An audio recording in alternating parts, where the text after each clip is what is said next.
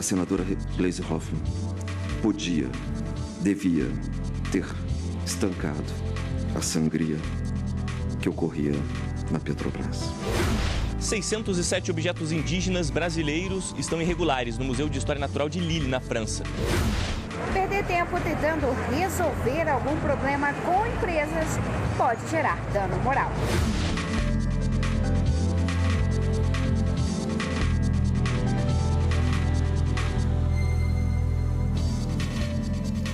Olá, boa noite. Boa noite. Hoje teve sessão nas turmas do Supremo.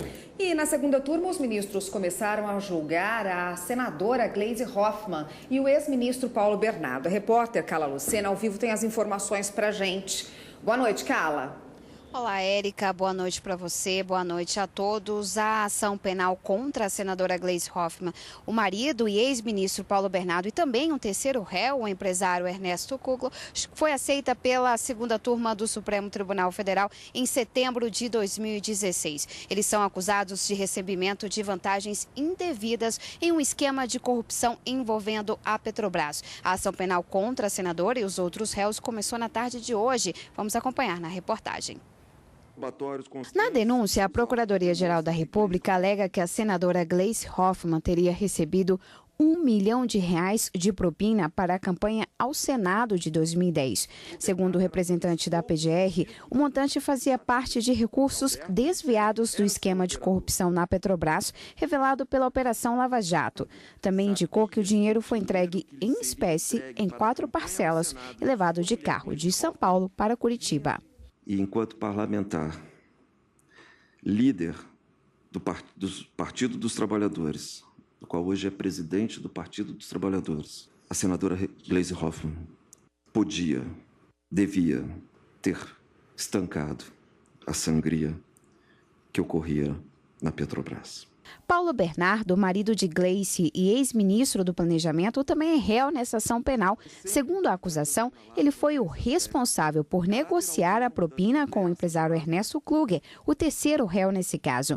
A Procuradoria pediu a condenação dos réus pelos crimes de corrupção passiva e lavagem de dinheiro e também a perda do mandato para parlamentar e atual presidente do Partido dos Trabalhadores. Paulo Roberto Costa afirmou que Paulo Bernardo era um dos poucos ministros que sabia que Alberto Youssef era seu operador.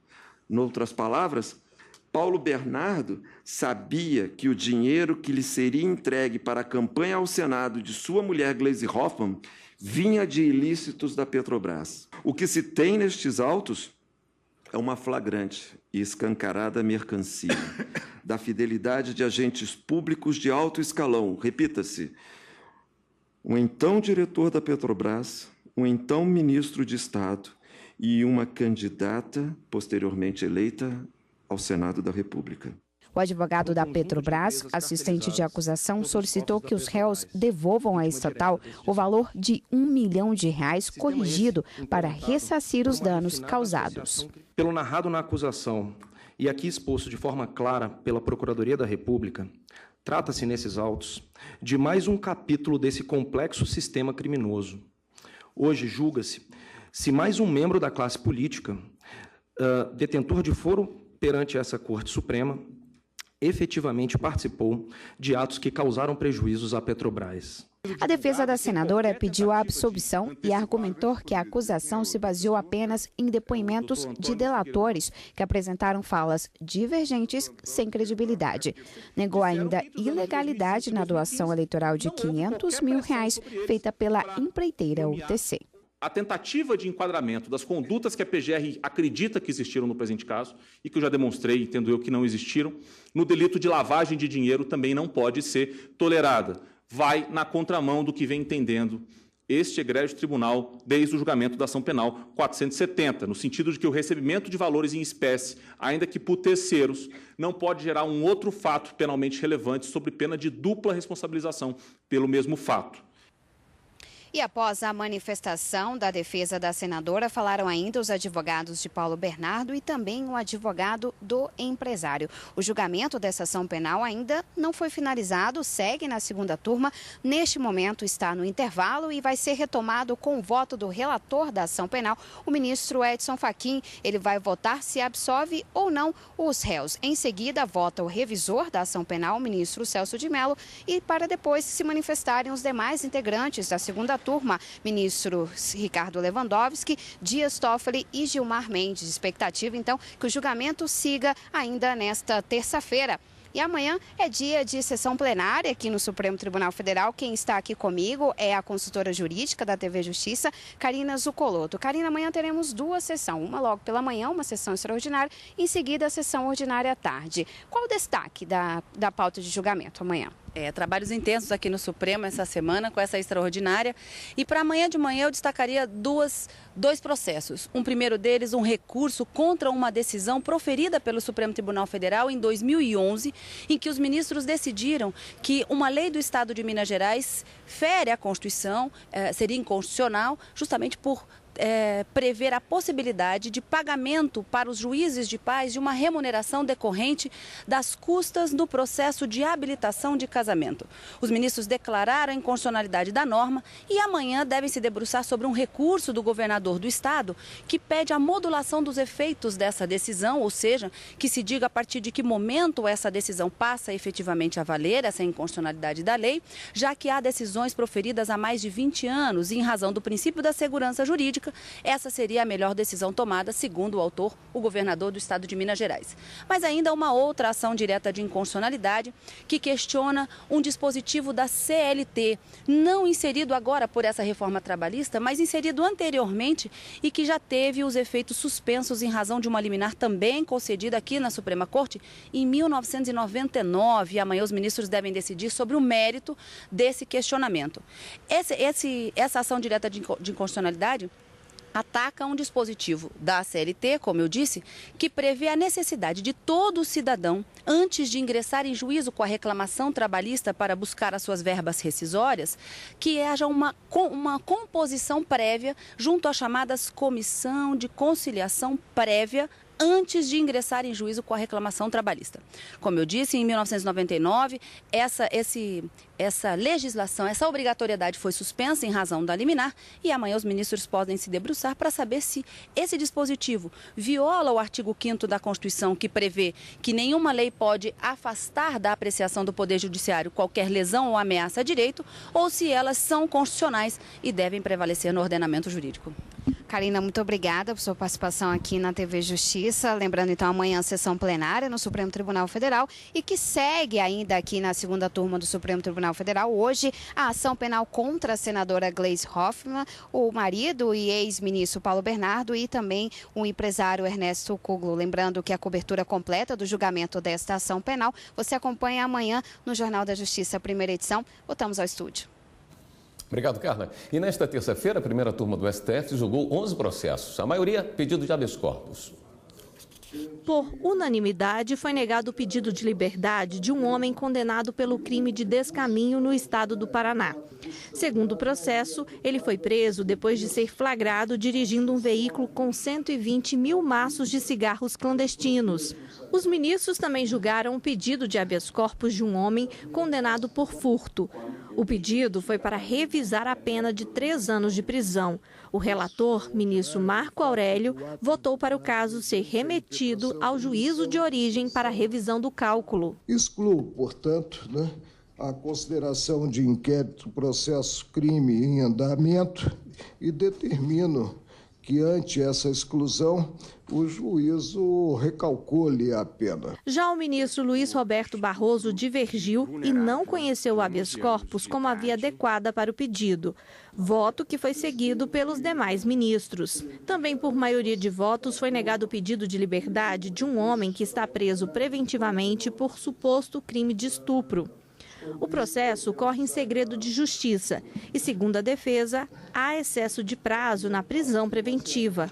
O relator, ministro Marco Aurélio, votou pela aplicação de outras medidas preventivas. Devendo ser advertido da necessidade de permanecer com a residência indicada ao juízo, atendendo aos chamamentos judiciais, informando possível transferência e de adotar a postura que se aguarda do homem integrado à sociedade. O ministro Luiz Roberto Barroso ressaltou a gravidade do caso.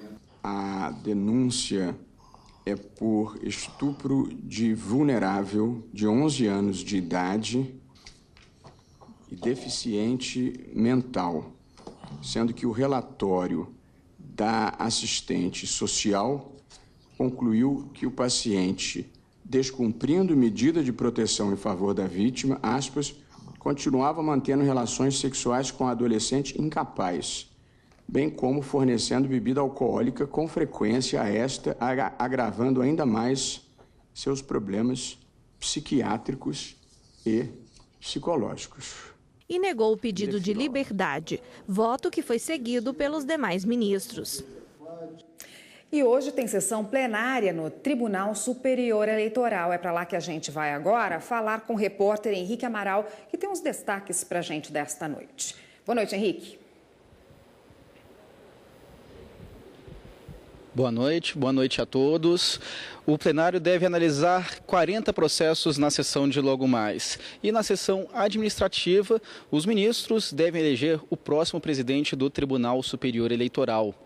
Já na sessão jurisdicional, o plenário deve julgar um recurso de José Vieira Lins, candidato mais votado para a Prefeitura de Bacabal, no Maranhão. Em 2016, ele teve o registro indeferido pelo Tribunal Regional Eleitoral do Estado. O TRE entendeu que José estava inelegível porque teve condenação anterior por improbidade administrativa, com enriquecimento ilícito e também prejuízo ao erário. O relator desse processo é o presidente do TSE, ministro Luiz Fux. Voltamos ao estúdio. E no próximo bloco, o Ministério Público Federal quer a repatriação de artefatos indígenas brasileiros. 607 objetos indígenas brasileiros estão irregulares no Museu de História Natural de Lille, na França.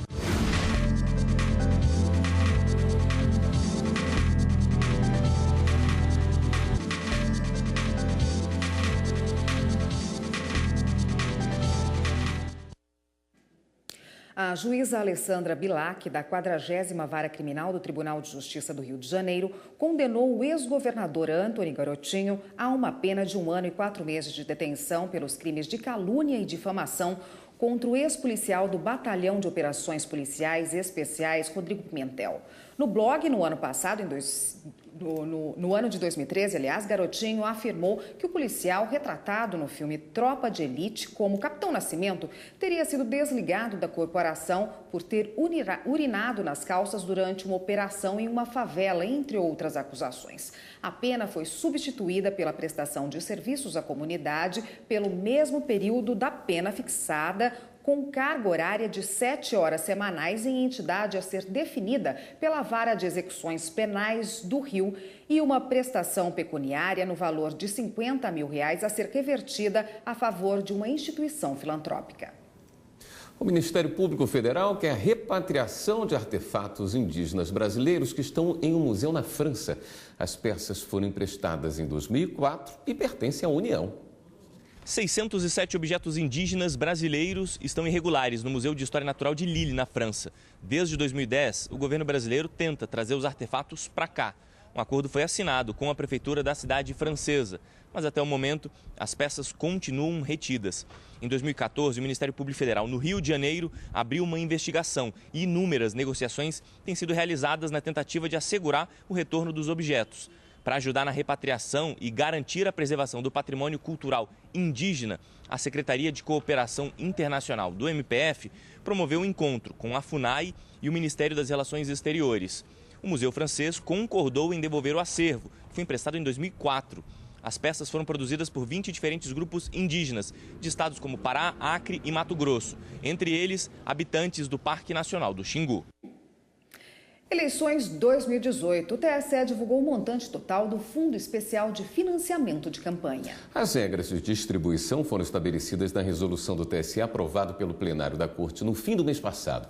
A tabela com o montante total do fundo pode ser consultada no site do tribunal. Mais de 1 bilhão e 700 milhões de reais serão transferidos aos 35 partidos com registro na Justiça Eleitoral. Os recursos que vêm do Orçamento Geral da União serão disponibilizados pelo TSE depois que os partidos definirem os critérios de distribuição dentro da legenda ou da coligação. As normas devem ser aprovadas pela maioria absoluta dos membros dos diretórios nacionais de cada sigla. Um ofício deve ser encaminhado à Corte Eleitoral detalhando a distribuição dos valores. É obrigatória a aplicação de pelo menos 30% do total recebido do fundo para campanhas eleitorais de mulheres dentro do partido ou da coligação. Esse índice é baseado na proporção mínima de candidaturas de gênero, que também é de 30%, como prevê a Lei das Eleições. Diante das novidades previstas para as eleições gerais deste ano, juízes que vão trabalhar com prestações de contas dentro do novo formato de financiamento receberam um curso de capacitação oferecido pelo Tribunal Superior Eleitoral. Isso é importante, que a gente tem um modelo novo de financiamento que está agregando recursos públicos de campanha, no fundo de campanha, na ordem de 1,716 bilhões de reais, que não é pouco recurso, mais ainda os recursos do fundo partidário na ordem de 888 milhões de reais. Então é um evento importante, porque a gente trouxe um cenário ocorrido em 2016, na eleição municipal de 2016, em que foi a primeira eleição realizada já sem a participação das pessoas jurídicas nas doações para a campanha eleitoral. Naquele ano, 1/3 do financiamento de campanha apresentou indício de irregularidade.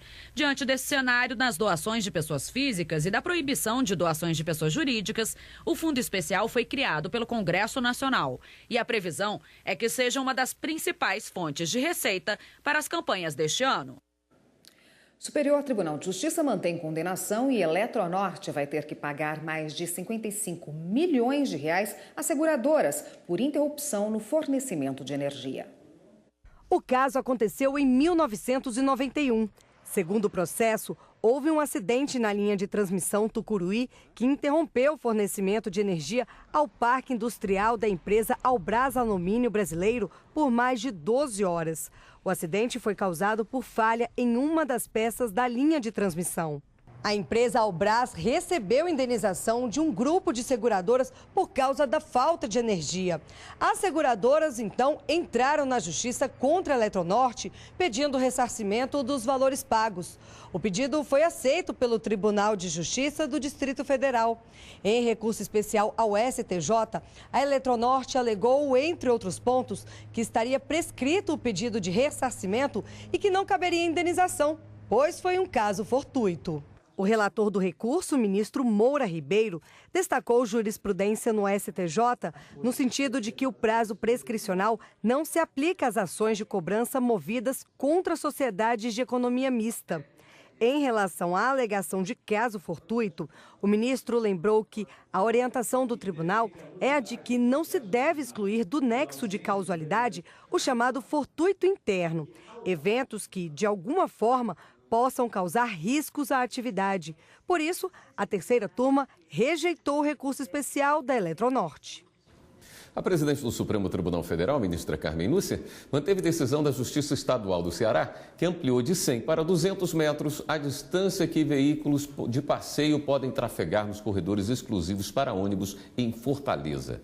Ao negar a suspensão de liminar, a ministra destacou que o município de Fortaleza não comprovou que a decisão questionada represente ofensa a princípios constitucionais ou risco de lesão à ordem social e administrativa. Segundo a decisão, a ampliação deve se manter até a realização de uma perícia para determinar a distância tecnicamente viável. E no próximo bloco, o consumidor pode ser indenizado se provar que perdeu tempo para resolver problema em instituições. Perder tempo tentando resolver algum problema com empresas pode gerar dano moral.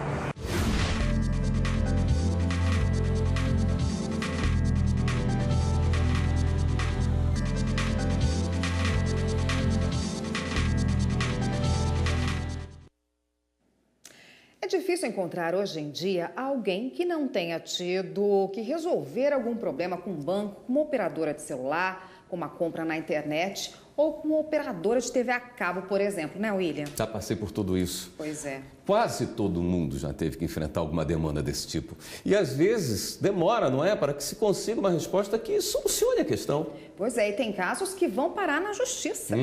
As pessoas podem não saber, mas já há decisões obrigando que o consumidor seja indenizado pelo tempo perdido com o fornecedor de algum produto ou serviço.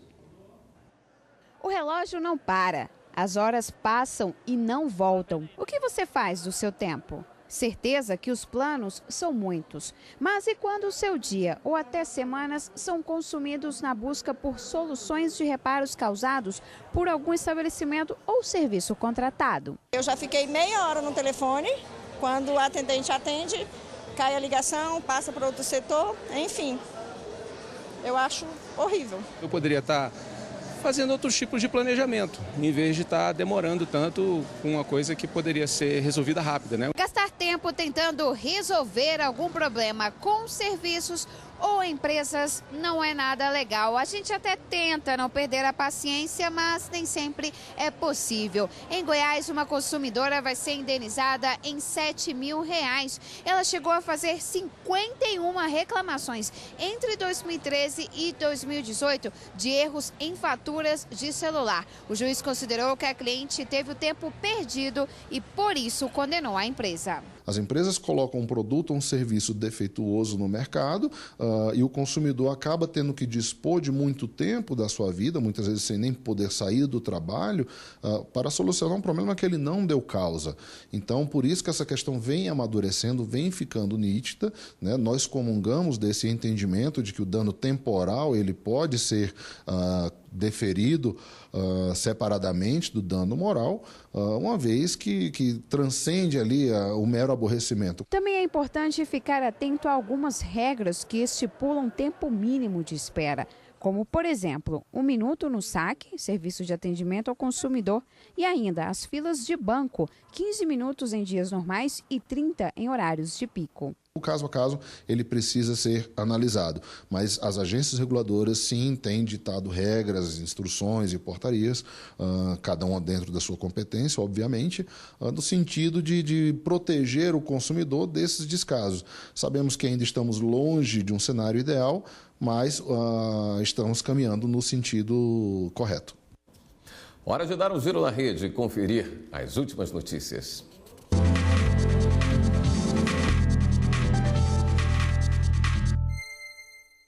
Vamos então à redação do Jornal da Justiça falar com o repórter Jaime Vasconcelos, que tem as novidades para a gente. Boa noite, Jaime. Oi, Érica, boa noite, William, boa noite a todos. O ministro Ricardo Lewandowski, aqui do Supremo Tribunal Federal, convocou uma audiência de conciliação entre a União e o Estado de Alagoas. Isso para tratar da privatização da Companhia Energética do Estado.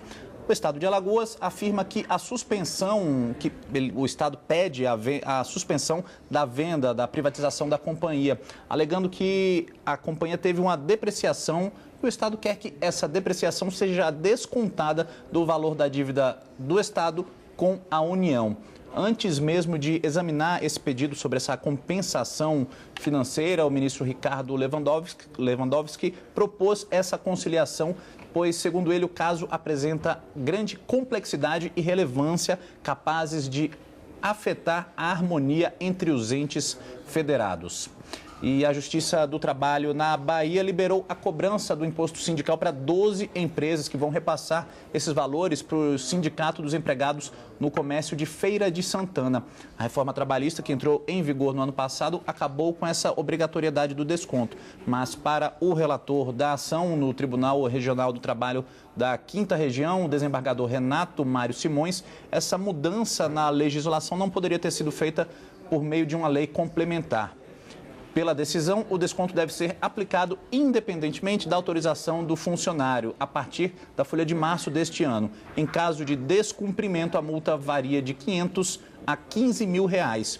E um posto de gasolina foi condenado por descontar do salário dos frentistas valores que eram subtraídos em assaltos que eles sofriam. A decisão foi da 38ª Vara do Trabalho de Belo Horizonte, a partir do pedido de um trabalhador, de um frentista, que se sentiu lesado e prejudicado por conta disso. Ele pediu danos morais e foi aceito, mas a empresa afirmou que ainda vai recorrer dessa decisão.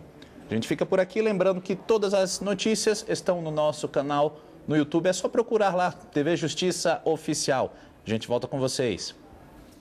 Obrigado, Jaime. O Jornal da Justiça, segunda edição, fica por aqui. Uma boa noite para você. Boa noite para você. Continue com a programação da TV Justiça e até amanhã.